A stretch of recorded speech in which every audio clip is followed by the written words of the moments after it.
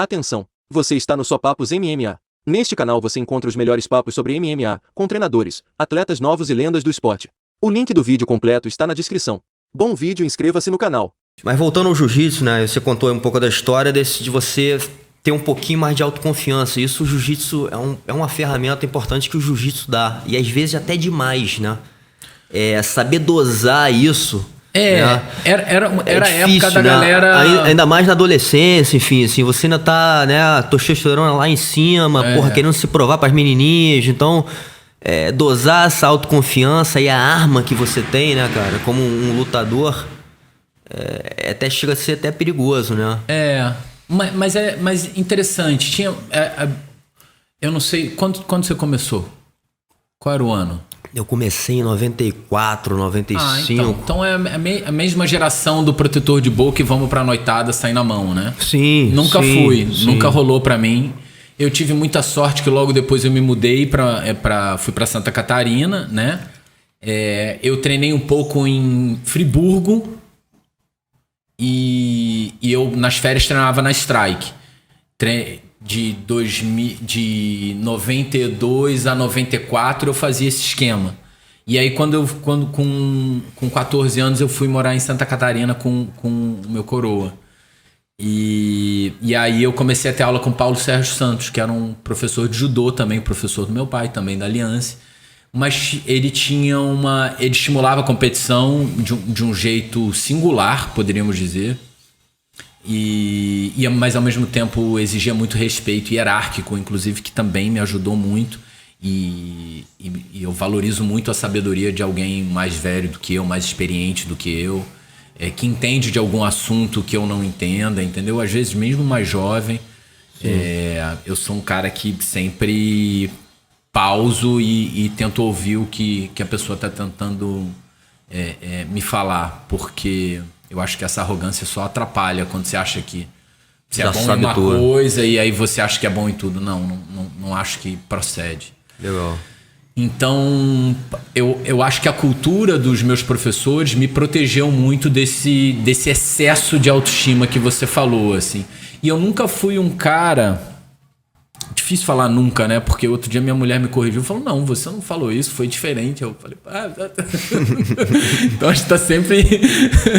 a gente pode errar. Mas eu sempre fui muito mais reativo do que necessariamente ativo. É claro que na minha época como competidor, eu caía pra dentro, treinava 2 vezes por dia, queria, né? Comia tatame, né? Sim. Mas eu sou um cara que tem um jiu-jitsu agora que eu voltei a treinar pra frente. A gente treinou Total. Pra frente. Tô falando do Kelly, mas você também é um cara, eu sentia treinando e você falou isso.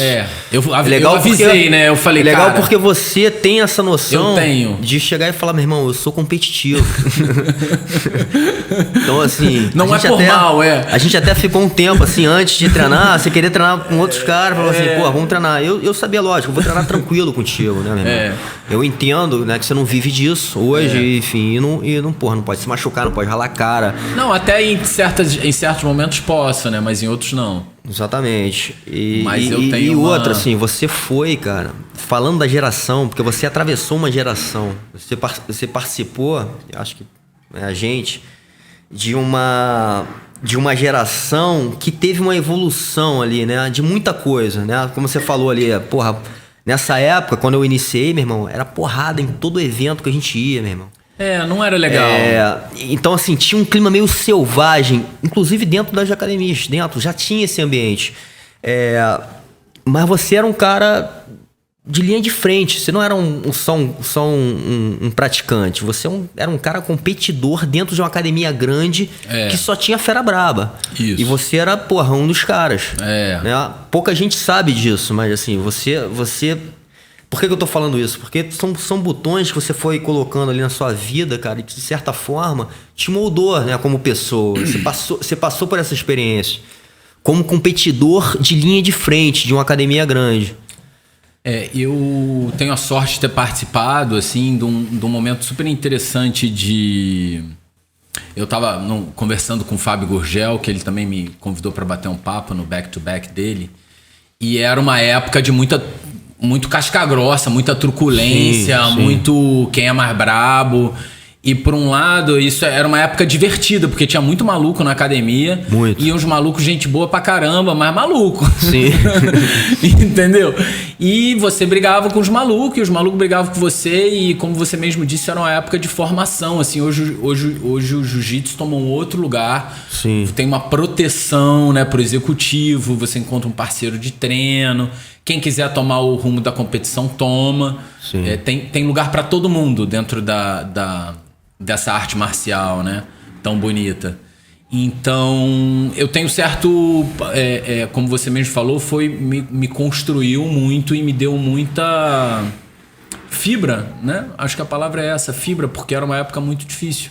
Se você não tivesse carne de pescoço, não ficava, né? Não aguentava, né? Total. Não aguentava. Tem uma palavra que você falou, já escutei você falando, e que eu acho que o jiu-jitsu, de certa forma, trabalha muito isso, que é a determinação, né, cara? Assim, você ser determinado a chegar lá. A gente sabe que não adianta, eu acho que o sonho é importante, mas para você conseguir alcançar, né, o sonho, uma meta, você tem que ter uma determinação, né? Porque vai vir desafio, vai vir obstáculo. Então o jiu-jitsu, ele te ajuda de certa maneira. Eu competi outras coisas, né? Às vezes não era tão bom, mas, porra, meu irmão, eu tinha uma raça ali, uma determinação de querer fazer, de querer chegar, que me ajudava, me impulsionava ali. Eu chegava perto, entendeu? Sei. E eu acho que o jiu-jitsu tava ali. Depois de um tempo, eu comecei a entender que o jiu-jitsu tinha muito valor na minha vida, porque não só ali na hora do dojo, mas, porra, lado profissional também, Claro. enfim, em tudo, né? Ele, de certa forma, me ajudava. Eu acho que a academia naquela época foi uma faculdade de vida, de certa forma, né? E cara, é muito importante frisar que eu tive, o Gigi é um super mestre, várias vezes campeão mundial, de uma família vencedora. A Dani, a esposa dele, também campeã mundial daquela prova que eu não sei o nome, mas que você cruza os Estados Unidos. Ela foi campeã milhares de vezes disso. Agora acabou de ser. O Vitor, que é o meu professor hoje em dia, que é o filho do Gigi, que é o responsável pela Aliança Rio, também várias vezes campeão mundial. O Antônio, mais novo. Só a Júlia que seguiu o caminho um outro caminho, assim. Então, e um ambiente extremamente familiar, com respeito à família. E eu acho que isso foi uma coisa muito boa para mim de participar. Claro, de ter uma equipe com um monte de casca grossa, um monte de maluco, de um jeito divertido falando, né? Ninguém fazia nenhuma... Não tinha desrespeito.